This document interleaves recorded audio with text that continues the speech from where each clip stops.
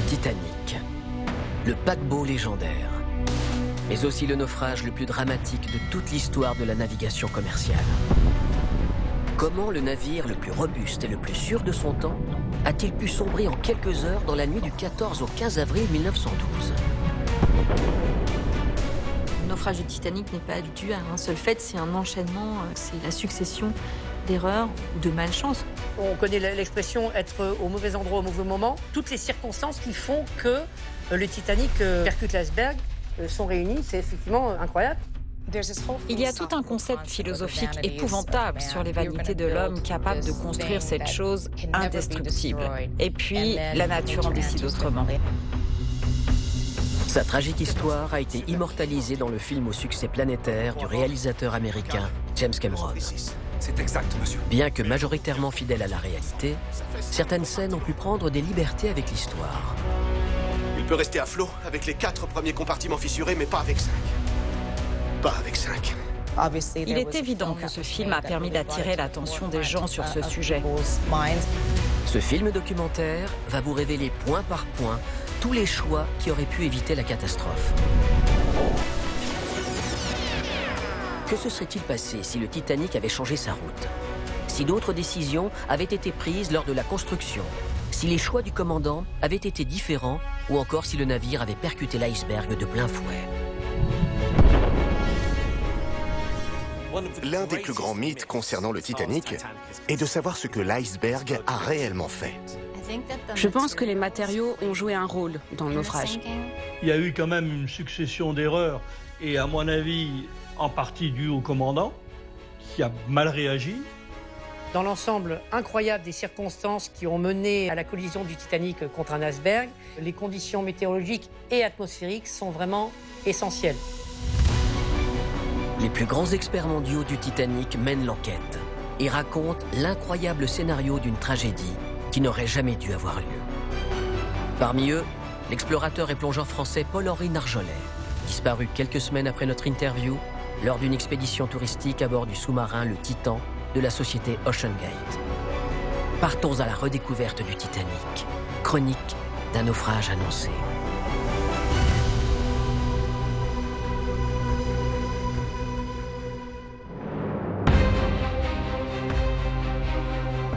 14 avril 1912, le Titanic a rendez-vous avec l'histoire. Il est à 48 heures de l'arrivée de son voyage inaugural à New York, aux États-Unis. Les projecteurs du monde entier sont braqués sur ce géant des mers, véritable bijou de technologie irlandais qui fait la fierté de ses concepteurs. Le Titanic est très impressionnant pour l'époque. C'est le plus grand navire qui existe. Le Titanic est le fruit d'une combinaison des meilleures technologies de construction navale de l'époque. Le Titanic est le plus grand objet mobile fabriqué par l'homme. Ils ont vraiment considéré ça comme étant un hôtel flottant. Il est considéré comme un submersible. Ce voyage doit être un triomphe. Et pourtant, il va virer au cauchemar. Au 4e jour de navigation, ce colosse d'acier percute un iceberg et coule en moins de 3 heures, emportant avec lui près de 1500 personnes. La nouvelle du naufrage fait les gros titres et choque le monde entier. Lorsque la nouvelle est revenue aux États-Unis, elle a fait la une des journaux pour de nombreuses raisons. Mais principalement parce qu'il y avait cette idée que même Dieu ne pouvait pas faire couler ce navire. L'histoire du Titanic est un excellent exemple du triomphe de l'humanité et de la technologie, mais aussi du grand désastre lors de son naufrage. C'est un des scoops journalistiques les plus importants de l'histoire. Comment expliquer que le plus grand bateau du monde ait pu connaître une fin aussi dramatique? 2 commissions d'enquête sont immédiatement missionnées pour faire la lumière sur les causes du naufrage. Seulement, ils ne peuvent se baser que sur les témoignages des rescapés. Même si des témoins ont affirmé avoir vu le navire se briser en 2, les gens ont continué à penser, pour une raison inconnue, que le navire avait coulé intact. Il y a encore des mystères, il y a encore des contradictions, il y a des petits bouts d'informations qui ne collent pas tout à fait. Les témoignages des rescapés sont loin d'être suffisants, car des questions demeurent. La catastrophe aurait-elle pu être évitée? Le Titanic aurait-il pu rester à flot sans couler? Et tous les passagers auraient-ils pu être sauvés? Il n'y a qu'un seul moyen de le savoir.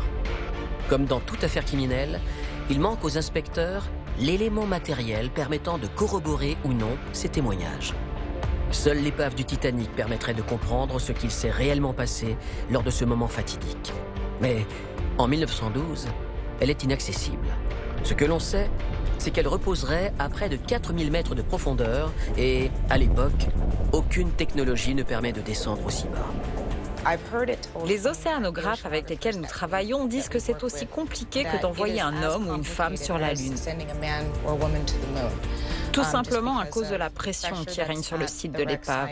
Il fait nuit noire, la lumière n'y pénètre pas. Il faut attendre près de 70 ans pour que le miracle du progrès technique, associé à une génération d'explorateurs sous-marins pionniers, repousse les limites du possible et relève le défi complètement fou de plonger dans les abysses. En l'espace de quelques décennies, l'épave du Titanic est devenue le Graal de tous ces aventuriers de l'époque contemporaine. Très peu de véhicules occupés par des humains peuvent plonger à 4000 mètres sous l'eau, où des pressions de l'ordre de 1400 kg par centimètre carré exercent une pression sur le submersible dans toutes les directions. À l'été 1985, une expédition franco-américaine concentre tous les espoirs. Mais depuis 2 mois, les scientifiques ne trouvent rien. Il faut dire qu'à ces profondeurs, rechercher une épave est une mission quasi impossible. Heureusement, ils bénéficient d'un allié de poids, une machine révolutionnaire capable de descendre et de filmer le fond des océans. William Laing est spécialiste en imagerie sous-marine. Il fait partie de cette expédition exceptionnelle et visionne toutes les images en direct à bord de ce bateau. Il y a de très très longues journées à ne regarder que de la boue sur des écrans de télévision en noir et blanc. Et les gens se réjouissent de voir un poisson ou un rocher, ou à peu près tout ce qui n'est pas de la boue. C'est excitant. Jusqu'à cette nuit du 1er septembre 1985, où d'étranges objets attirent son attention. On voit des débris qui proviennent manifestement d'un navire. Et cette densité de débris que nous commençons à apercevoir est de plus en plus importante. Là, on commence à y croire.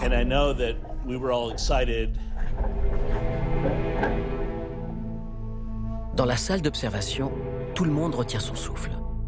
Au fur et à mesure que le petit submersible se rapproche de ces débris, la caméra donne à voir un spectacle incomparable.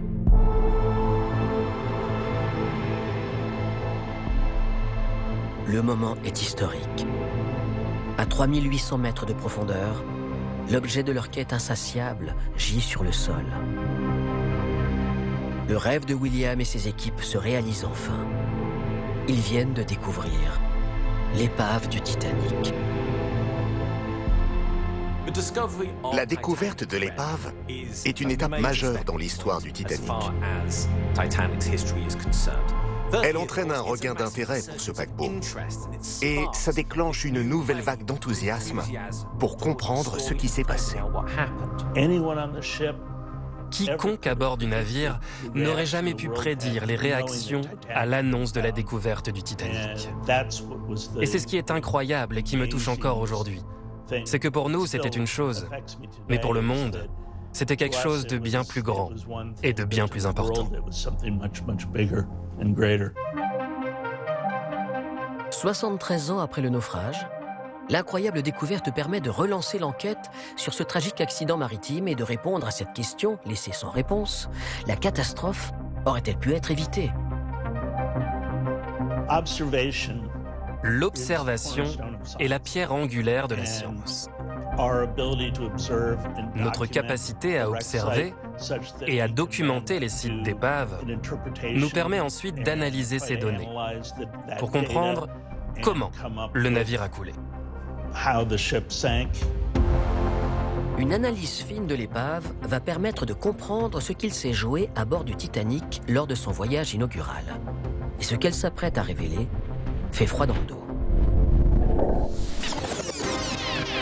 Tout d'abord, avant la collision, une succession d'erreurs humaines, des conditions météorologiques exceptionnelles et des incidents à bord vont mener le paquebot à sa perte.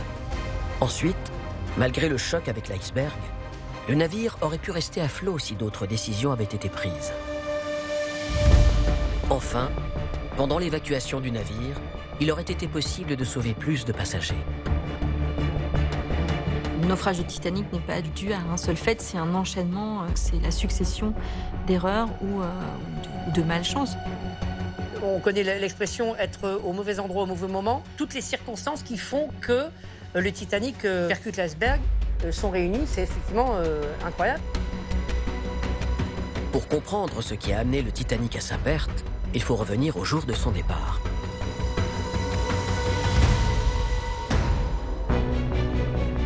Nous sommes le 10 avril 1912, soit 4 jours avant le naufrage du Titanic. Sur les quais du port de Southampton en Angleterre, c'est jour de fête. Le plus grand paquebot jamais construit par les mains de l'homme entame sa traversée inaugurale entre l'Europe et les États-Unis. Dans 7 jours, il doit arriver à New York. Le Titanic quitte Southampton, prend quelques passagers à Cherbourg, puis à Queenstown. Une fois qu'il quitte les côtes de l'Irlande, il rencontre du beau temps et une mer calme. Alors que le Titanic entame son voyage inaugural, l'équipage commence à s'habituer à la routine de la vie à bord. Les passagers prennent plaisir à circuler dans un si grand navire et l'atmosphère est très positive, détendue et agréable. Si tout semble se passer comme prévu à bord du Titanic, personne n'a conscience parmi les passagers du drame qui se joue dans les soutes à charbon. Malgré tout l'optimisme qui règne sur le pont, il y a un petit problème. On ne sait pas exactement quand cela a commencé, on pense que c'est à Belfast, mais l'une des soutes à charbon du Titanic est en feu. On a un incendie qui couve à bord des cales du Titanic. Alors pas un incendie avec des flammes, mais cette poussière de charbon qui est bien connue des mineurs et très dangereuse, qui est extrêmement inflammable. Cet incendie, qui se déroule précisément dans la soute à charbon numéro 6, peut-il avoir précipité le naufrage du Titanic? Le feu a-t-il pu fragiliser sa structure? Pour certains experts, il est sans conséquence. On a prétendu que l'incendie avait touché non seulement la cloison, mais aussi la coque elle-même. Mais il n'y a aucune preuve de cela. Il est certes regrettable que cet incendie ait eu lieu, mais il s'agit d'une fausse piste dans la recherche des causes de la catastrophe. Malgré les affirmations scientifiques, le doute plane encore sur les conséquences de cet incendie sur la cloison interne du Titanic. Certains diront que le feu a augmenté la température de l'acier. Cela aurait pu affaiblir la paroi de l'une de ces cloisons et laisser passer l'eau dans la chaufferie. Toujours est-il que malgré ce feu dans les soutes, la compagnie maritime, la White Star Line, n'a pas jugé nécessaire de reporter le départ. C'était tout à fait normal pour l'époque. Les chaleurs du charbon dans les soutes, associées à l'humidité, provoquaient souvent une combustion spontanée du charbon. Et bien que ce soit un désagrément, cela arrivait tout le temps. Si cette décision paraît litigieuse, elle n'est que la première de la liste des événements qui auraient permis d'éviter la catastrophe.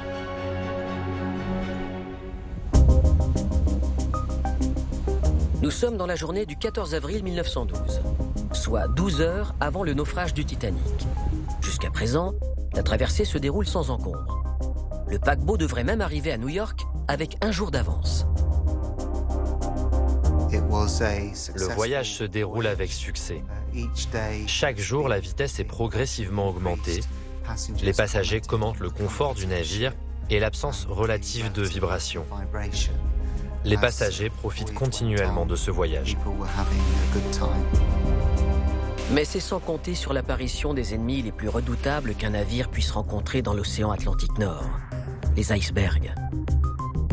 Lorsque l'hiver arctique prend fin, on va dire janvier-février, il commence à y avoir un réchauffement. Et vous avez le Groenland d'une part, la terre de Baffin d'autre part, qui contiennent des glaciers. Ces glaciers commencent à se morceler, tombent dans la mer et sont entraînés vers le sud et vous avez des icebergs.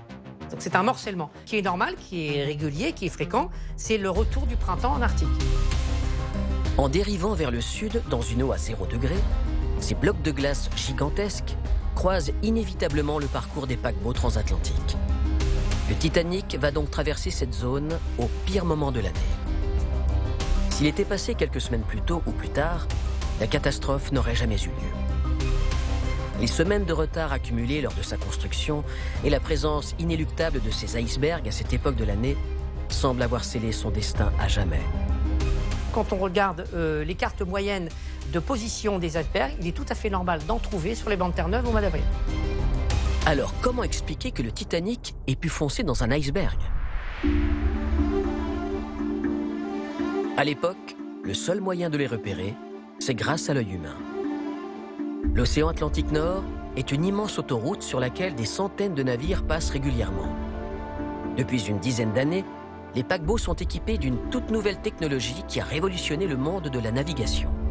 Elle leur permet de communiquer entre eux des informations aussi vitales que la présence de ces glaçons géants. Cette technologie, c'est la télégraphie sans fil. La radio permet aux navires de communiquer lorsqu'ils sont en mer. Et pendant plusieurs années, elle est devenue un équipement standard de tous les grands paquebots de l'Atlantique Nord. On commençait à s'en servir un petit peu pour envoyer des messages d'alerte ou des choses comme ça. C'est un élément qui a permis de réduire le nombre de collisions avec des icebergs au cours des années précédentes. Il constitue une avancée majeure. En 1912, le Titanic possède la toute dernière technologie en la matière. Avec une portée de 650 km, elle est tout simplement la plus puissante au monde. Et ce 14 avril 1912, entre 9h et 23h, les opérateurs radio reçoivent plusieurs dizaines de messages inquiétants. Alors que le Titanic poursuit sa route, des messages radio d'alerte aux glaces commencent à arriver en provenance de 14 navires différents. Ces messages contiennent des informations sur les icebergs qui se trouvent sur la route du navire.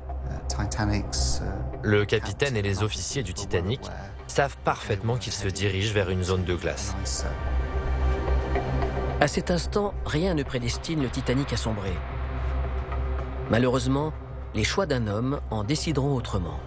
Cet homme, c'est lui, Edward John Smith, le commandant du Titanic. À 62 ans, il est le marin le plus chevronné du monde. Le commandant du Titanic est le capitaine Edward John Smith. C'est un homme qui a 49 ans d'expérience en mer. Il a gravi tous les échelons et c'est l'un des marins les mieux payés au monde. Avant Titanic, il aura commandé 16 navires de la White Star Line. Donc c'est quelqu'un qui est réputé pour son calme, sa sobriété, qui est très apprécié des passagers et de membres d'équipage. C'était son dernier voyage parce qu'il était à la retraite à l'arrivée à New York, donc il ne devait même pas faire le retour. Donc, lorsque cet homme d'expérience reçoit des messages d'avertissement de glace, il modifie naturellement la trajectoire du paquebot. Il a un petit peu infléchi vers le sud, donc s'il pouvait rallonger un tout petit peu la route. Mais cette décision est-elle suffisante? Traverser cette zone est comme avancer en terrain miné. Alors que le soleil commence à se coucher, ce 14 avril 1912, d'autres navires présents dans la zone du Titanic, conscients des dangers que représentent ces icebergs, décident de s'arrêter en attendant le jour. Le Californian était le plus proche paquebot, à vol d'oiseau et en kilomètres, à une trentaine de kilomètres du Titanic, et avait stoppé ses machines. De l'autre côté du champ de glace.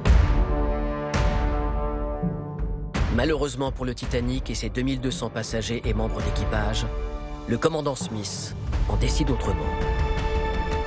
Il sait en effet que ce champ de glace est devant lui, il sait en effet que la température a chuté et qu'il faut rester vigilant. Pour autant, la vitesse du Titanic n'est pas réduite. Quand on reçoit des télégrammes en disant il y a des icebergs partout, si on ne fait rien, il y a un problème, quoi.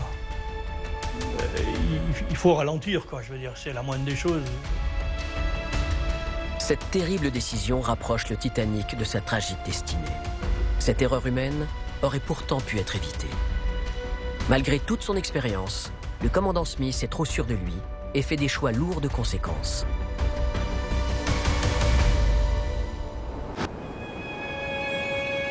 Il est 23 heures. Le paquebot avance dans les eaux glacées de l'océan Atlantique Nord à une vitesse de croisière de 22 nœuds, soit à plus de 40 km/h. Le commandant Smith ne le sait pas encore, mais ce qui doit être le couronnement de sa carrière va se révéler être le pire fiasco de la navigation commerciale, condamnant l'homme et avec lui plus de 1500 passagers. Malgré cette erreur humaine, à ce moment, la catastrophe peut encore être évitée. Mais c'est sans compter sur l'apparition d'un nouveau facteur, bien plus imprévisible, qui va mener le Titanic droit vers l'iceberg. On connaît l'expression être au mauvais endroit au mauvais moment. Toutes les circonstances qui font que le Titanic percute l'iceberg sont réunies. C'est effectivement incroyable. Il est 23h30, soit 10 minutes avant la collision. Comme à son habitude, le commandant Smith va dormir et confie la passerelle à son bras droit. Lorsque Smith s'est retiré pour la nuit, il ordonne, je cite, d'être réveillé en cas de doute. Il est donc très vigilant. Et bien sûr, les officiers prennent également cela très au sérieux. Les deux hommes peuvent compter sur ce qui est le poste le plus important sur un navire en pleine nuit, la vigie. Perchés au sommet du mât à l'avant du paquebot, ces deux hommes sont les yeux du Titanic. Toute la sécurité du bateau repose sur leurs épaules. Seulement, ce soir du 14 avril 1912, ils ne sont pas dans les meilleures dispositions. Nous sommes au cœur d'un vaste anticyclone. Nous avons donc une météo extrêmement calme. On va dire une mer d'huile. Pas de vent, pas de nuages, pas de précipitations, pas de tempête. Il n'y a pas de lune non plus. Ces conditions météorologiques sont extrêmement rares pour l'océan Atlantique Nord. Qui plus est, il joue de malchance car c'est le seul jour du mois sans lune. Autrement dit, il fait nuit noire, ce qui rend la vue d'iceberg très difficile. Dans une nuit sans lune et une très belle mer, on ne voit pas la frange qu'il y a en bas des icebergs. Il y a une frange blanche qui se dessine en général à la base des icebergs. Là, ce n'était pas le cas. D'autant que les deux hommes doivent se passer d'un outil indispensable à la vigie, les jumelles. À l'époque, c'est l'arme principale de ces veilleurs de nuit pour regarder l'horizon. Mais malheureusement, elles ne sont pas accessibles et le commandant Smith n'est pas étranger à cette affaire. Quelques jours plus tôt, il a pris une décision qui va se révéler lourde de conséquences. Alors que les préparatifs du voyage inaugural du Titanic vont bon train, Smith ordonne un remaniement des postes à bord. Quelques heures avant le départ de Southampton, l'un des officiers du Titanic, David Blair, est écarté par le commandant. Un choix pour le moins étonnant dont on va mesurer l'importance dramatique. Car David Blair ne part pas seul. En quittant le Titanic, Blair emporte malheureusement sans le vouloir une petite clé. Il s'agit de la clé du casier de la vigie. Et on pense que ce casier contenait les jumelles des vigies de l'équipage. Ces jumelles auraient-elles permis d'éviter la collision ? Lors de la commission d'enquête menée suite au naufrage, la question a été posée à Frederick Fleet, l'un des veilleurs de nuit du Titanic. Frederick Fleet, lors de l'enquête, est allé jusqu'à dire que s'il avait eu des jumelles, il aurait pu voir l'iceberg. Dit-il vrai ? Il est difficile de répondre à cette question. Mais si c'est le cas, alors ce serait terrible qu'un si petit oubli puisse être à l'origine d'un tel désastre.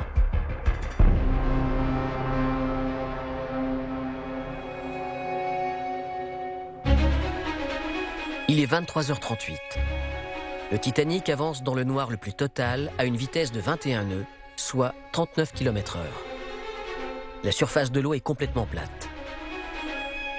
Lorsque soudain, les deux hommes dans la vigie aperçoivent une forme sombre devant eux.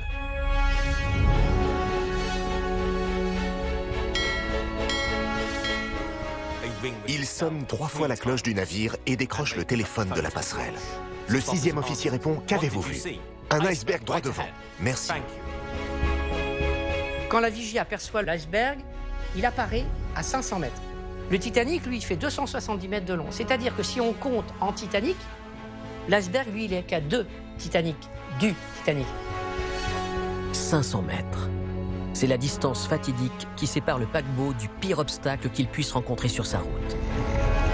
Mais une question se pose. Comment se fait-il que les hommes dans la vigie ne le voient que si tardivement? L'absence de lumière est-elle la seule explication? Une enquête récente de Météo France apporte un élément de réponse nouveau sur le scénario probable du naufrage du Titanic. Et vous allez le découvrir. La catastrophe aurait pu être évitée si un phénomène atmosphérique extrêmement rare n'était pas survenu ce soir-là. Un phénomène qui aurait pu masquer la présence de l'iceberg. Xavier Popinot fait partie de l'équipe qui a analysé les cartes météorologiques de la nuit du 14 avril 1912. Il est possible que la vigilance des hommes de quart ait été trompée, si vous voulez, par un phénomène de mirage. Le mirage est dû à la différence de température entre le sol et l'air. S'il est bien connu sur Terre avec cette singulière bande lumineuse, comme sur ces images dans le désert, il existe aussi en pleine mer et peut se révéler un ennemi majeur pour la navigation. Cette image, elle a un nom en optique, on appelle ça la bande de mirage. Elle est tout à fait capable de masquer les objets se situant entre vous et votre horizon. Si c'est ce qu'il s'est passé cette nuit-là, alors ce mirage aurait en quelque sorte camouflé l'iceberg. Les deux hommes dans la vigie n'avaient donc aucun moyen de le détecter. Dans l'ensemble incroyable des circonstances qui ont mené à la collision du Titanic contre un iceberg, les conditions météorologiques et atmosphériques sont vraiment essentielles. Il est 23h39. William Murdoch, l'officier en charge des opérations, doit relever l'immense défi qui s'impose à lui. Il doit prendre une décision cruciale pour éviter de percuter de plein fouet l'iceberg qui menace le Titanic droit devant. Il n'a pas le temps de la réflexion, il doit agir vite. Comme on le voit sur cette scène du film de James Cameron, l'officier aurait ordonné de faire machine arrière toute. Machine arrière! Mais ce n'est pas ce qu'il s'est réellement passé. Le cinéaste a pris des libertés pour servir son intrigue. Car les procédures standards et les témoignages sur la passerelle montrent que les moteurs étaient réglés pour s'arrêter et non pour reculer. Voici le réel scénario. Murdoch ordonne de mettre la barre à droite toute, court à la machine, télégraphie et donne l'ordre de tout arrêter. Un navire de la taille du Titanic ne tourne pas en un clin d'œil. Il ne s'arrête pas facilement. Le Titanic commence très lentement à se déplacer sur bâbord. Le bateau a commencé à virer très légèrement, mais pas suffisamment. Ils vont trop vite, il est trop tard. Ils ont beau tourner là-bas. Malheureusement, à cet instant, la collision est inévitable. Il est 23h40. Si, en surface, le Titanic semble en mesure de contourner l'immense montagne de glace, sous l'eau, la collision est inévitable. Le bloc entre en contact avec la proue tribord et des tonnes de glace tombent sur le pont de promenade. À cet instant, la grande majorité des passagers ne se rend pas compte de l'impact et de la terrible tragédie qui va en découler. Bon, il y en a quelques-uns qui ont senti un petit peu plus, il y en a certains qui ont senti un petit mouvement, ils ont vu un peu dans leur verre de whisky le niveau bouger un petit peu. Beaucoup de gens n'ont rien senti du tout. Que se joue-t-il sous la ligne de flottaison du Titanic? Sa coque est-elle assez robuste pour résister à un tel choc? Pour le savoir, il faut revenir 3 ans plus tôt dans les docks de Belfast, en Irlande du Nord.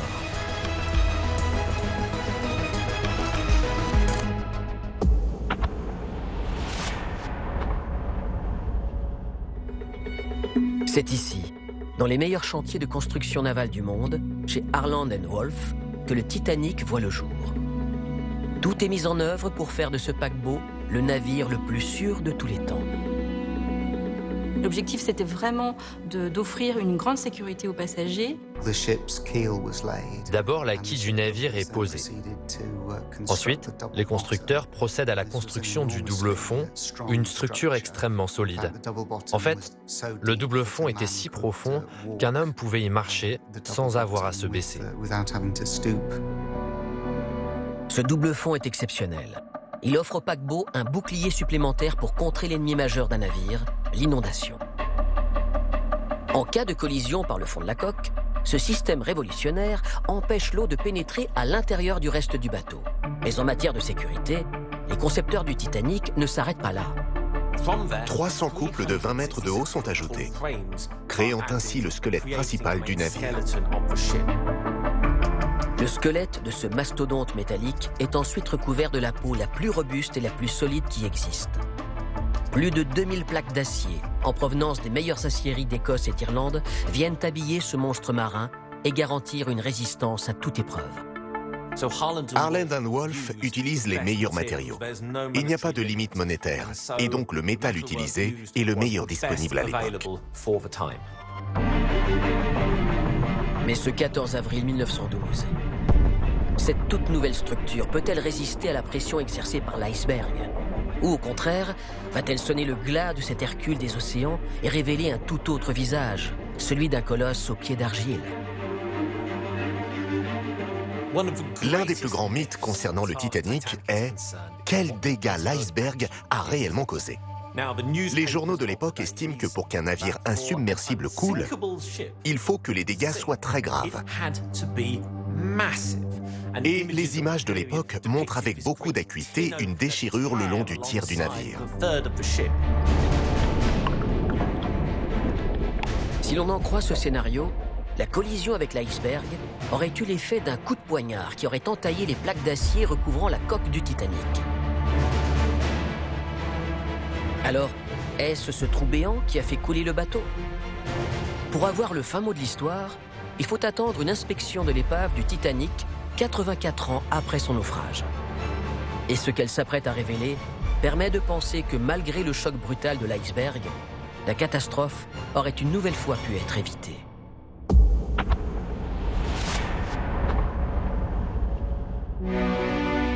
Nous sommes en juillet 1996 sur les lieux du naufrage du Titanic. Une expédition scientifique sensationnelle se prépare à explorer les débris du paquebot. Ils se sont donné pour mission d'inspecter l'épave au niveau de la zone d'impact avec l'iceberg. Ils espèrent ainsi répondre à la question fondamentale qui entoure toujours le mystère de ce paquebot mythique, à savoir quels sont les dégâts causés par l'iceberg lors de la collision. Une fois que le Titanic est découvert et que nous commençons à organiser des expéditions, nous comprenons de mieux en mieux comment l'impossible s'est produit. Mais la tâche est d'une complexité diabolique. Car lorsque le Titanic a percuté le fond de l'océan à une vitesse de 45 km/h, la proue s'est enfoncée dans le sol sous une couche de sédiments de 10 mètres de profondeur. Quand le vent est arrivé, il s'est un peu enfiché dans le sédiment comme une flèche. Ça a poussé, ça a poussé, ça a poussé, jusqu'au moment où il y a eu une résistance suffisante pour que tout s'arrête. Donc la partie avant est enfichée dans le sédiment et en plus, il y a eu une espèce de montagne qui s'est créée devant. Cette montagne de sédiments rend impossible l'observation de la scène de crime, l'endroit où le Titanic est entré en collision avec l'iceberg, la proue du bateau. Mais les scientifiques espèrent bien gagner le pari fou de voir ce qui se trouve derrière. Pour y parvenir, ils comptent sur une toute nouvelle arme effroyablement redoutable, jamais utilisée dans ces conditions extrêmes. L'idée était d'utiliser donc un sondeur pénétrateur de sédiments qui permet de voir à travers le sédiment ce qu'il y a derrière. Mais pour mettre en pratique cet outil, il faut pouvoir descendre sur l'épave à 3800 mètres de profondeur. Et à l'époque, seuls 3 sous-marins dans le monde en sont capables, dont l'un est de fabrication française, le Nautil. Ce petit submersible conçu par l'Ifremer possède des capacités hors du commun. Le Français Paul-Henri Narjolet, l'un des plus grands spécialistes de l'épave du Titanic, dirige l'équipe à bord du Nautil. Le Nautil est un sous-marin qui a été construit évidemment pour la science et qui est un sous-marin qui se compose d'une sphère en titane qui fait 2 mètres de diamètre intérieur, ce qui est relativement important pour un sous-marin de ce type-là. Donc, sur cette sphère, il y a 3 hublots disposés en triangle, 2 en bas et 1 vers le haut. Il y a tout un tas de caméras pour enregistrer tout ce qu'on voit. Il y a des projecteurs, évidemment, pour voir, parce qu'évidemment, on est dans le noir complet, donc il faut forcément avoir des projecteurs. Mais malgré l'utilisation de ce sous-marin ultra performant, la mission reste délicate. À ses profondeurs, l'environnement est hostile et chaque minute compte. On ne peut pas y rester très longtemps. En général, une plongée en submersible commence le matin et dure environ 2 heures. Vous pouvez passer environ 6 heures au fond, puis vous remontez. Et il faut aussi quelques heures pour atteindre la surface. Accroché aux bras articulés du Nautile, le sondeur pénétrateur de sédiments procède à une radiographie très précise de la proue cachée derrière cette montagne. Le sous-marin s'arrêtait à une certaine distance, il montait, il descendait pendant un certain temps le sondeur, puis se déplaçait d'1 mètre ou 2, et il recommençait, etc. Et ça, de la partie avant, à peu près au niveau des ancres, jusqu'au moment où ça commençait à être découvert parce qu'il n'y avait plus de sédiments. Les premiers résultats sont époustouflants. Malgré cet amas de sédiments qui empêche de constater visuellement l'état de la coque, le sondeur témoigne de l'ampleur des dégâts à l'endroit où l'iceberg a heurté le Titanic. Et ce qu'il révèle va à l'encontre de tous les scénarios échafaudés jusqu'à présent. Pendant des années, nous n'avons donc pu que spéculer sur les dommages subis par la coque. Et en 1996, nous avons pu pour la première fois voir les dégâts qui avaient toujours été considérés comme une entaille de 100 mètres de long. La commission d'enquête avait dit qu'il y a une brèche qui fait 100 mètres de long et le bateau donc a coulé en 1h30. Ça colle pas. Si Paul-Henri Narjolet affirme cela, c'est parce que les résultats du sondeur sont sans appel.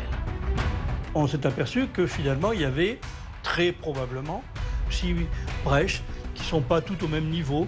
C'est comme si l'iceberg avait griffé la coque du Titanic. De manière générale, les dommages causés par l'iceberg sont assez faibles. La hauteur moyenne de chacune de ces brèches est d'à peine 2,5 cm, ce qui est loin d'être l'entaille que la presse populaire avait décrite. Le paquebot n'a donc pas été éventré par l'iceberg. Ce n'est pas l'acier qui a cédé. En totalité, ces 6 brèches forment un trou de la taille d'une porte d'entrée, ce qui n'est rien à l'échelle du Titanic. Ce n'est pas un énorme trou dans le flanc du navire. C'est une ouverture très étroite qui s'étend sur une longue distance. Et cette ouverture a été causée par la torsion des plaques.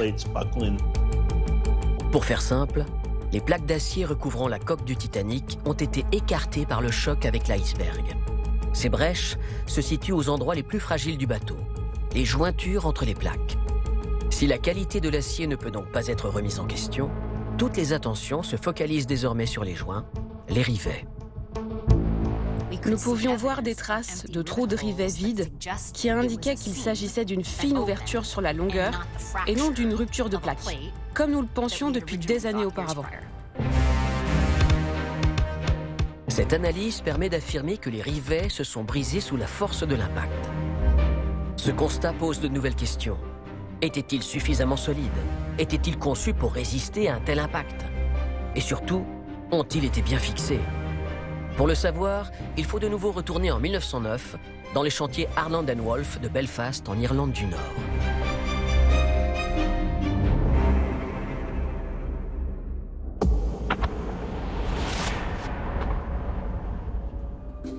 En 1909, le rivet est l'élément indispensable de la construction navale. Aussi petit soit-il, c'est lui qui assure en grande partie l'étanchéité du navire. L'édification du Titanic nécessite l'utilisation colossale de 3 millions de ces gros clous. À l'époque, dans la construction navale, comme pour les ponts ou d'autres structures, le rivet est le meilleur moyen de maintenir les plaques ensemble. Leur pose est un énorme challenge. Depuis toujours, ils sont posés manuellement par une équipe de rifteurs où chacun a un rôle bien déterminé. Les plaques sont prépercées et assemblées sur place. Ensuite, un rivet brûlant est sorti du feu.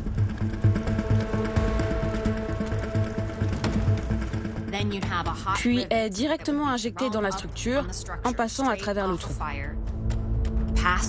Puis ensuite, 2 hommes martèlent alternativement le rivet pour former une deuxième tête qui en refroidissant se rétracte et maintient les plaques ensemble.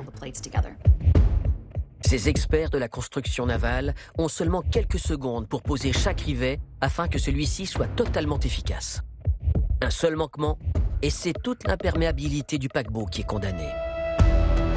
Pour s'assurer que la vitesse d'exécution soit bien respectée, le chantier du Titanic bénéficie d'une invention avant-gardiste, le nec plus ultra de la technologie, la rifteuse hydraulique. L'innovation, c'est qu'on commence à utiliser de plus en plus régulièrement des machines pour rifter rapidement. C'est 12 fois plus rapide d'utiliser une machine que de le faire à la main. Si cette machine en forme de U est une formidable avancée technique, c'est principalement parce qu'elle possède un double avantage. Non seulement elle accélère considérablement la cadence de construction, mais elle permet aussi l'utilisation d'un rivet composé d'un matériau moins fragile que le fer forgé habituel, l'acier. Ils utilisent des rivets en acier plutôt qu'en fer forgé. Ils sont légèrement plus résistants et peuvent être posés plus rapidement. Cela permet d'accélérer la construction et de doter le navire d'une armature plus solide et plus robuste. Mais cet outil révolutionnaire présente son lot de contraintes. Tout d'abord, il est très compliqué de trouver assez d'ouvriers qualifiés pour utiliser ces nouvelles rifteuses hydrauliques. Ensuite, ces énormes machines sont difficilement manœuvrables dans les endroits les plus exigus du chantier. À la proue et à la poupe, donc aux extrémités du navire, c'est très étroit et il est difficile de déplacer ces grosses machines à travers le portique. Pour faciliter leur utilisation et ne pas ralentir la cadence de construction du Titanic, la White Star Line fait un choix aux conséquences insoupçonnées à ce moment-là. Une décision qui laisse penser que la catastrophe aurait pu être évitée. Ils décident d'utiliser deux types de rivets différents. Au centre du navire, la partie la plus fragile et la plus soumise aux effets de stress lors de la navigation est assemblée à l'aide de robustes rivets en acier par la rifteuse hydraulique. Mais les plaques d'acier de la proue et la poupe sont fixées différemment.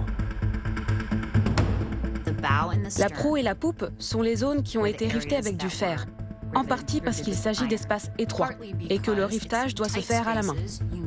Et les riveurs préfèrent travailler avec du fer, c'était plus rapide et aussi moins coûteux.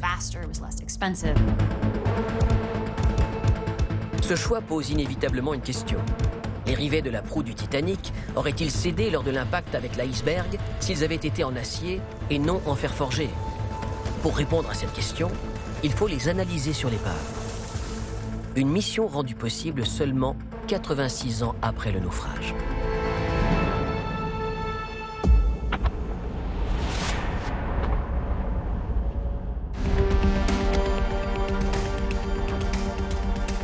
Nous sommes le 10 août 1998. Ce jour est à marquer d'une pierre blanche dans l'histoire du Titanic. Paul-Henri Narjolet et son équipe doivent défier les frontières du possible pour expertiser la structure du paquebot. L'explorateur français le sait. Ce type de mission à 3800 mètres de profondeur est limité dans le temps et multiplie les risques d'accident de manière exponentielle. C'est pourquoi il a été chargé de relever l'un des plus grands challenges de l'histoire de l'exploration sous-marine, remonter à la surface un morceau de la coque de la plus célèbre épave du monde. On a commencé à chercher au fond quelque chose qui ne soit pas trop gigantesque, parce qu'on a trouvé des morceaux. Je regardais le morceau, je me disais, ça fait 200 tonnes, on n'est pas capable de faire ça. Après une exploration millimétrée de la zone, Paul-Henri Narjolet repère la pièce idéale. Un morceau de 20 tonnes, soit le poids d'une semi-remorque, répartie sur 26 mètres carrés d'envergure. Ce n'est pas une partie de la proue où l'iceberg a heurté le Titanic. C'est un fragment du flanc tribord de la coque, situé au niveau des cabines de première classe. Mais cette pièce est plus facilement accessible et son étude devrait permettre de répondre à plusieurs interrogations sur les rivets.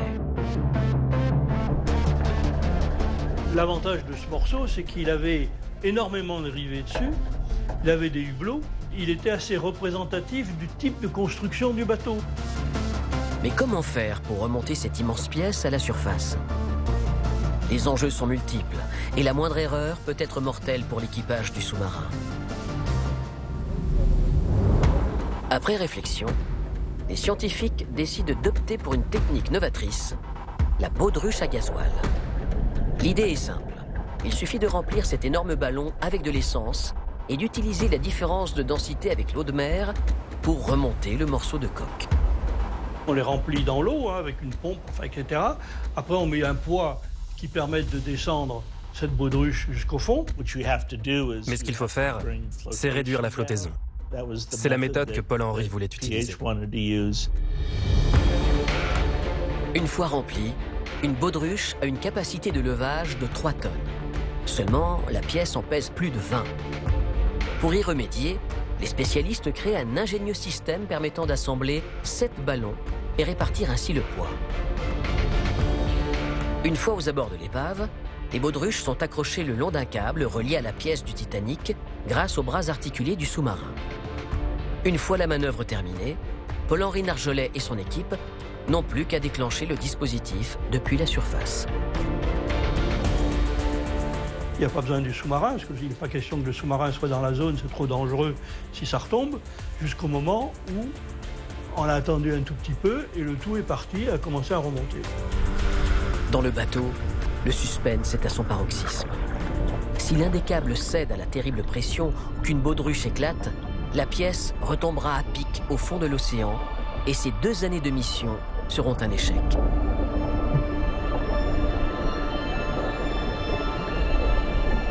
Lorsque soudain, l'exploit est au rendez-vous. C'est remonté en 20 minutes de 4000 mètres. C'est remonté à vitesse grand V, là. C'est la première fois dans l'histoire de l'humanité qu'une telle prouesse est réalisée. Ce fragment de coque du paquebot le plus célèbre de tous les temps est le chaînon manquant d'une enquête impossible. Mais il n'est pas le seul. Car au cours de cette expédition, ces pros des fonds marins ont également réussi le tour de force de ramasser près de la proue de l'épave ces quelques rivets en fer forgé. Ces pièces à conviction permettront-elles de comprendre aussi les secrets de fabrication du Titanic l'ont précipité vers la catastrophe? Serviront-elles à savoir si une telle tragédie aurait pu être évitée si les choix de construction avaient été différents? Avant que les expéditions scientifiques et médico-légales ne soient menées sur le Titanic, il y avait de nombreuses théories sur l'utilisation d'un métal imparfait, d'un acier et de rivets de mauvaise qualité. Où est la vérité? Jennifer Hooper est experte en métallurgie. La chercheuse s'est donnée comme objectif de résoudre cette énigme. Elle va enfin pouvoir mesurer la qualité de ces petits joints. Elle est loin de s'imaginer l'incroyable découverte qu'elle va faire. En fin de compte, n'importe quel navire aurait pu couler à la suite de cette collision. Ce que nous voulons faire, c'est comprendre véritablement, compte tenu des matériaux qui étaient les meilleurs à l'époque, quel rôle ont-ils joué.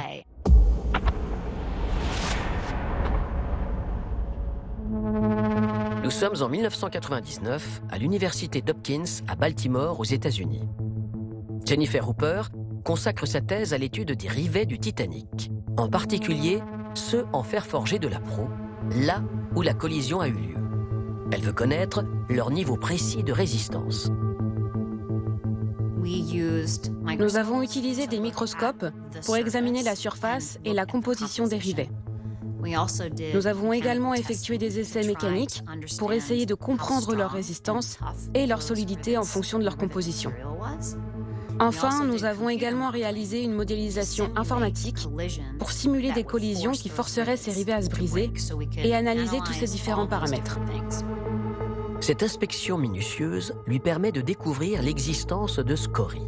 Ce résidu solide, qui s'apparente à un petit caillou, provient de la fusion de minerais métalliques. Sa présence est tout à fait normale. Ce qui l'est moins, c'est son taux de concentration.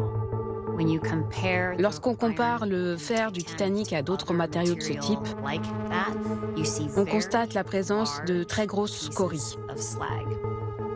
Et cela indique que le métal n'a pas été suffisamment travaillé. D'après la chercheuse américaine, la quantité de scories tolérée dans un rivet en fer forgé à l'époque du Titanic ne doit pas dépasser 3% de la composition de la pièce. Seulement, son examen de certaines de ces grosses vis assemblant les plaques d'acier à la proue du paquebot dévoile un taux anormalement élevé. Pour certains, le niveau de scorie atteint 40%. nous observons de très grosses particules. Et cette découverte est importante car en cas de contrainte ou de forte déformation, elles peuvent être à l'origine de faiblesses. Donc la question n'est pas de savoir si le navire devait couler, mais plutôt à quelle vitesse.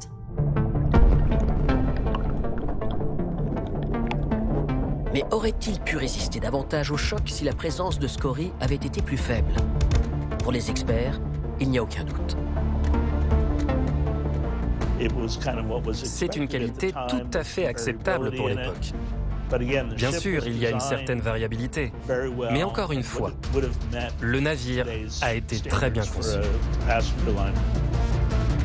Ce qui est sûr, c'est que même si les rivets avaient été plus solides, eux non plus n'auraient pas supporté la force d'un tel impact. En revanche, un autre élément, peut-être le plus important, aurait dû permettre d'éviter au Titanic de sombrer. Revenons au soir du 14 avril 1912.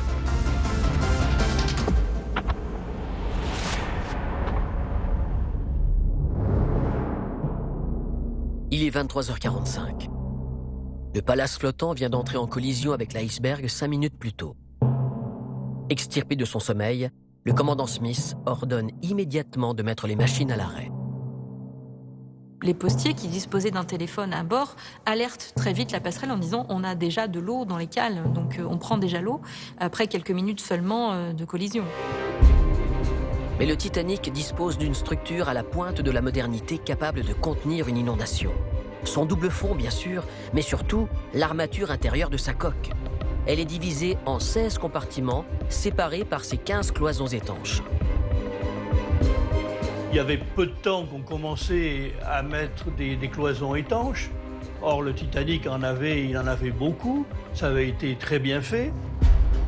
Pour que leur imperméabilité soit totale, il faut fermer ces portes coulissantes.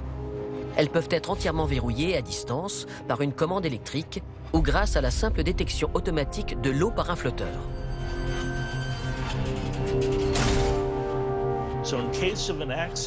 En cas d'accident ou d'urgence, la passerelle peut fermer ses portes étanches et ainsi empêcher l'eau de pénétrer d'un compartiment à l'autre.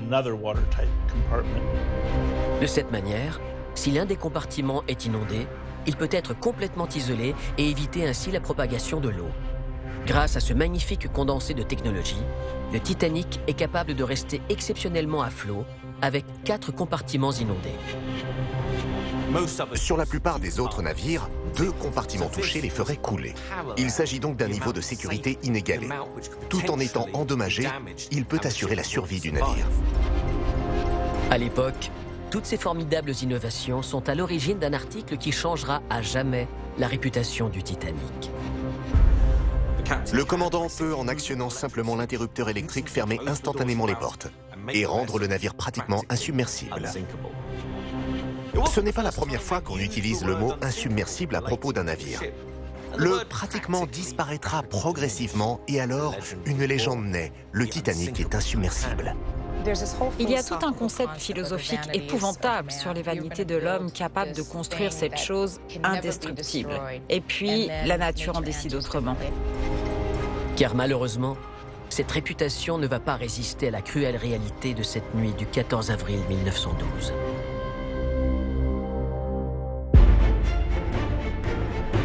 Il est 23h50. Le commandant Smith envoie d'extrême urgence l'architecte du Titanic, Thomas Andrews, constater les dégâts dans les cales du bateau. L'homme connaît son navire dans les moindres recoins. Ce paquebot est son joyau, l'aboutissement d'une jeune et brillante carrière déjà bien remplie et encore pleine de promesses. Pourtant, cette nuit-là, ses rêves de gloire sont stoppés net. Son inspection des cales est sans équivoque. Peu après, on le voit monter le grand escalier en ignorant les passagers, ce qui est inhabituel pour lui, en prenant les marches 3 par 3, et il est décrit comme ayant une expression de terreur absolue sur le visage. L'annonce est irréelle. Le bateau le plus sûr du monde va couler dans l'océan Atlantique Nord lors de son voyage inaugural. Comme on le voit sur cette célèbre scène du film de James Cameron, Thomas Andrews, interprété ici par l'acteur Victor Garber, explique pourquoi. Il peut rester à flot avec les 4 premiers compartiments fissurés, mais pas avec 5. Pas avec 5. Seulement, ce n'est pas tout à fait exact. La collision a fait sauter des rivets sur 6 compartiments et non 5. 5 compartiments sont ouverts et un 6e prend également une petite quantité d'eau. Quoi qu'il en soit, ce sont 2 compartiments de trop qui sont endommagés. Dans ces conditions, tout le système étanche ultramoderne du Titanic ne sert à rien. Il faut donc voir les choses comme un ensemble de gobelets. Et lorsque l'un d'entre eux se remplit, l'eau monte, puis se déverse progressivement dans le suivant. Malgré son étanchéité, le Titanic a tout simplement subi une inondation pour laquelle il n'a pas été conçu. Il n'y a aucun moyen de contrer cette quantité d'eau qui finira par faire couler le navire. Il est minuit 5. Le Titanic a percuté l'iceberg depuis 25 minutes. À cet instant, la catastrophe ne peut plus être évitée. L'insubmersible est condamné à sombrer. Cependant, il est encore possible de sauver les 2200 passagers et membres d'équipage. Le Californian, un navire qui a stoppé sa traversée à cause de la présence importante d'icebergs sur sa route, est tout proche du paquebot en péril. Le Californian était le plus proche paquebot, à vol d'oiseau et en kilomètres, à une trentaine de kilomètres du Titanic, et il avait stoppé ses machines. De l'autre côté du champ de glace, il est prouvé que le Californian se trouve à une distance visuelle lorsque le Titanic est en train de couler. Mais le sort s'acharne contre le Titanic, car à cet instant, les multiples messages d'alerte des opérateurs radio restent sans réponse. Alors, que se passe-t-il à bord du Californian ? Le Californian avait coupé sa radio à 23h30. Il n'avait pas d'obligation de maintenir une veille radio. Et donc Titanic a heurté l'iceberg à 23h40. Donc à quelques dizaines de minutes près, aurait pu en effet entendre l'alerte du Titanic. Si l'opérateur radio du Californian était resté en service, il y aurait eu de fortes chances qu'il entende les messages de détresse du Titanic. À 10 minutes près, l'opérateur radio du Californian aurait pu transmettre l'alerte. Sans le savoir, il condamne une grande partie des passagers du Titanic à une mort certaine. Car le commandant Smith le sait, le paquebot n'a pas assez de canots de sauvetage. Il n'en possède que 20 capables de sauver 1178 personnes. Seulement, avec ses 2200 personnes à son bord, le Titanic en compte 2 fois plus. Alors comment expliquer que les concepteurs du plus grand paquebot du monde n'ont pas prévu assez de canots de sauvetage ?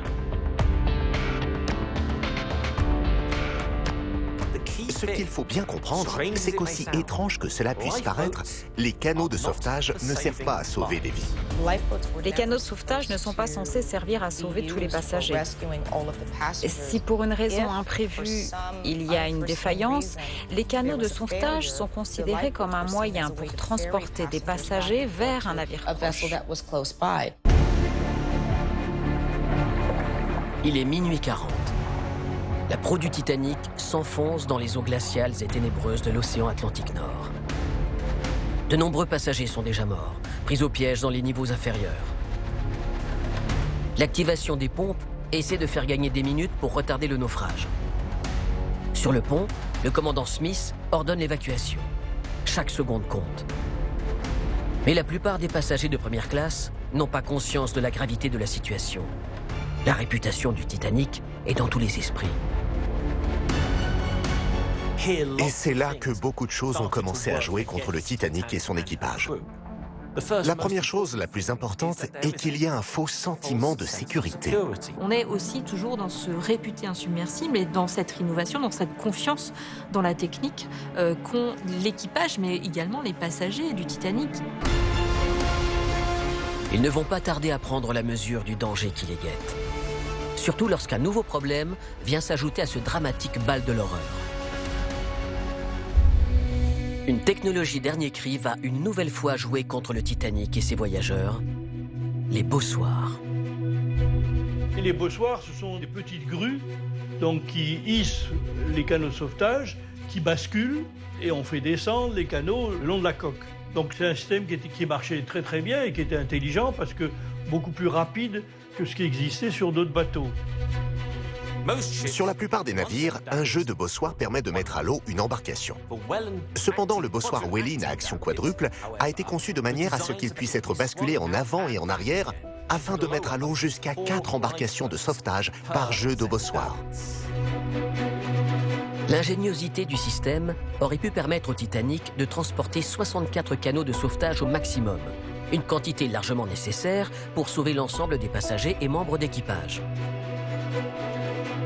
Pourtant, la White Star Line a décidé d'en avoir beaucoup moins à bord. Il n'en transporte que 20, et même ce nombre est supérieur à la loi. La législation sur les canots de sauvetage a été mise à jour pour la dernière fois en 1894, et elle est terriblement obsolète. Elle stipule que tout navire de plus de 10 000 tonnes doit être équipé de 16 canots de sauvetage. Le Titanic pèse 46 000 tonnes. Alors que le plus grand paquebot du monde s'enfonce de plus en plus dans l'eau, ces 20 petites embarcations sont la dernière chance de survie des personnes à bord. Les officiers du navire commencent alors à charger les canots de sauvetage, en commençant par les femmes et les enfants.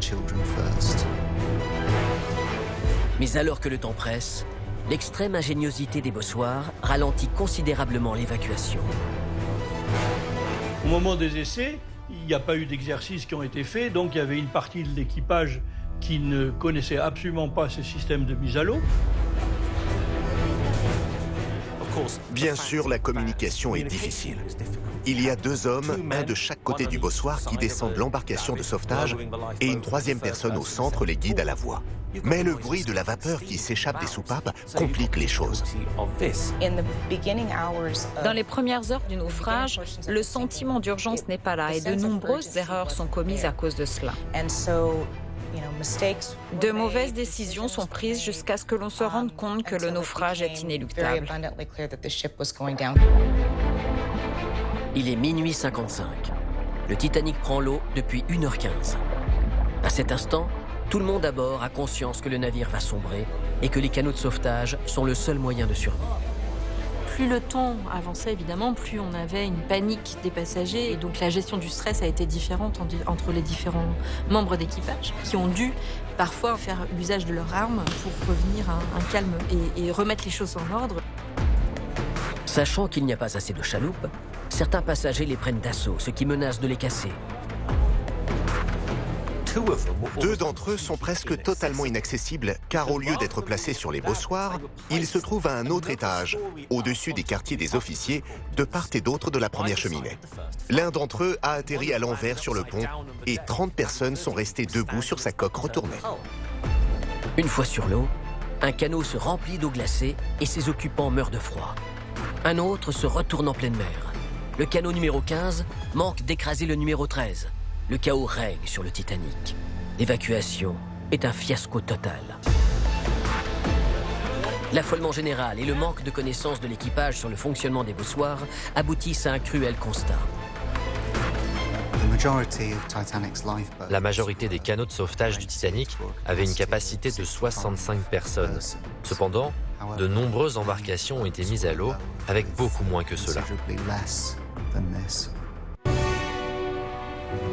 Il est 2h05 du matin, soit 2h25 après la collision.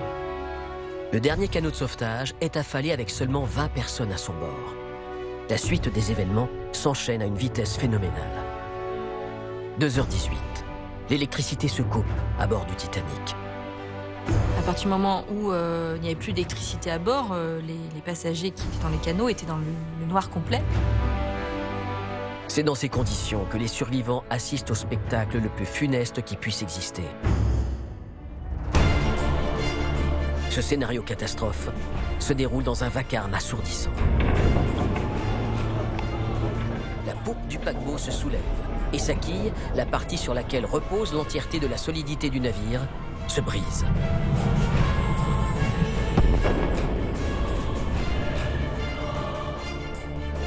L'avant du bateau est tellement inondé que ça soulève l'arrière, hors de l'eau. Et comme ça n'a pas été conçu pour cela, ça provoque la rupture de la quille.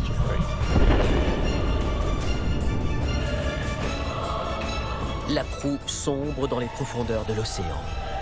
La poupe, flotte comme un bouchon quelques instants avant de prendre l'eau.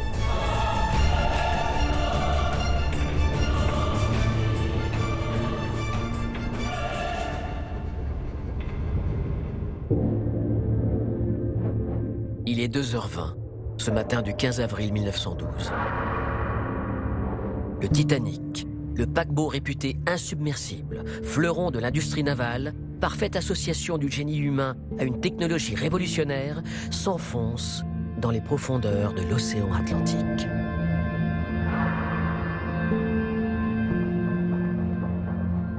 Une fois que le Titanic a disparu, évidemment, on a tous ces malheureux qui n'ont pas pu monter à bord. Et donc, ceux qui sont à bord des canots entendent évidemment le cri des personnes qui sont dans le froid.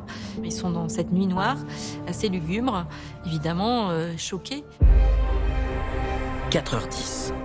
Les personnes à l'eau sont mortes gelées.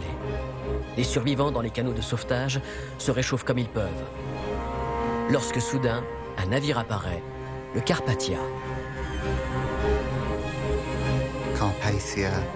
Le Carpathia est arrivé environ 2 heures après la disparition du Titanic.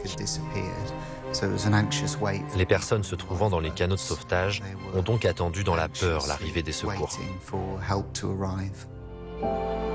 Alors qu'il était plus loin que le Californian, il a reçu les messages d'alerte du Titanic et a mis les bouchées doubles malgré la présence d'icebergs pour arriver sur les lieux au plus vite et porter secours aux rescapés. Et donc sa priorité, c'est de réunir l'ensemble des canots de sauvetage et de monter à bord pour les sauver et pour les réchauffer, parce qu'ils ont passé plusieurs heures dans ces canots dans la nuit froide.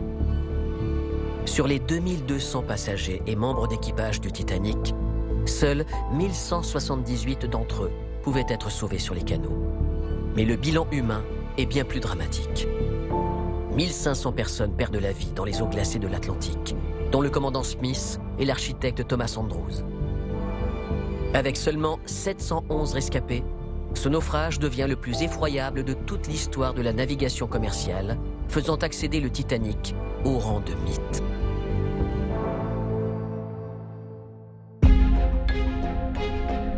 Plus d'un siècle après cette tragédie, le plus célèbre de tous les paquebots continue de fasciner de nouvelles générations de scientifiques.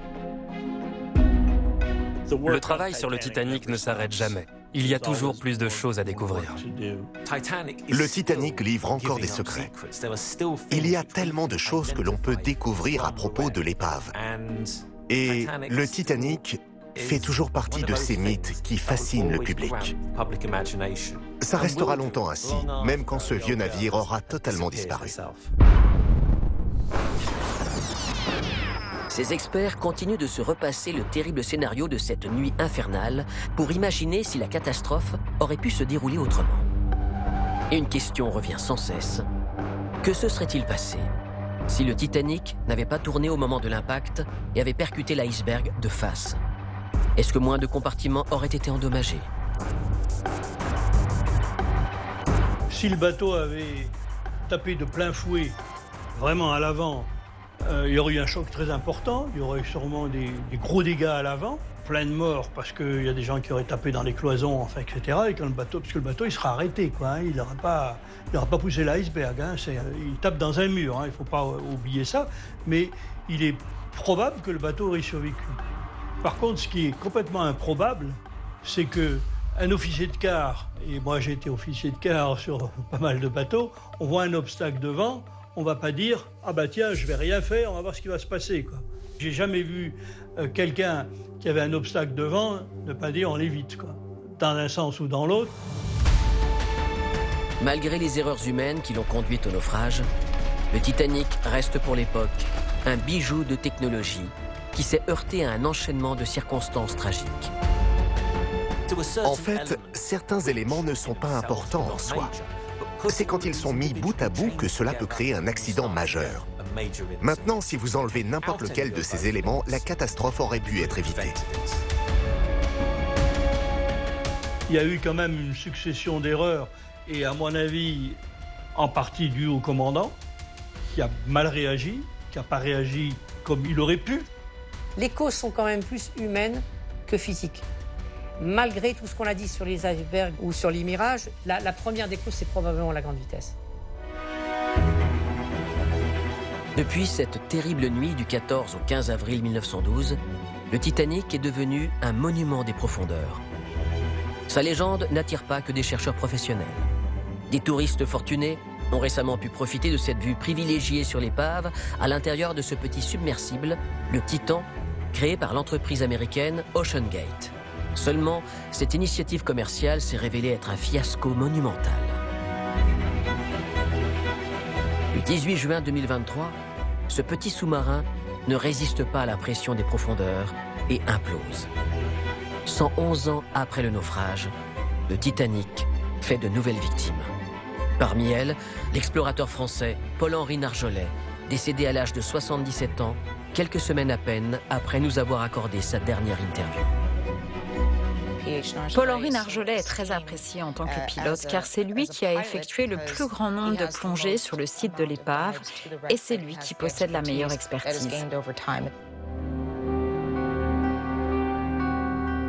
Monsieur Titanic, comme on le surnommait, nous rappelait une chose fondamentale à garder en tête lorsque l'on essaie de faire la lumière sur le naufrage du paquebot mythique. C'est toujours facile, après, quand on connaît l'histoire, de la refaire et de la refaire dans le bon sens. Ce qu'on oublie très souvent, c'est que les événements s'enchaînent assez rapidement quand même. On n'a jamais un incident qui provoque une catastrophe. C'est toujours une chaîne d'incidents qui s'additionnent les uns aux autres et on arrive finalement à un goulot d'étranglement où on ne peut plus éviter l'accident. Est-ce aussi ce que Paul-Henri Narjolet a connu à bord du Titan? L'enquête nous le dira. Toujours est-il que cet homme a consacré sa vie au Titanic et a permis de découvrir de nombreux indices qui ont fait avancer l'enquête sur les raisons du naufrage. Et de répondre ainsi à la question, la catastrophe aurait-elle pu être évitée?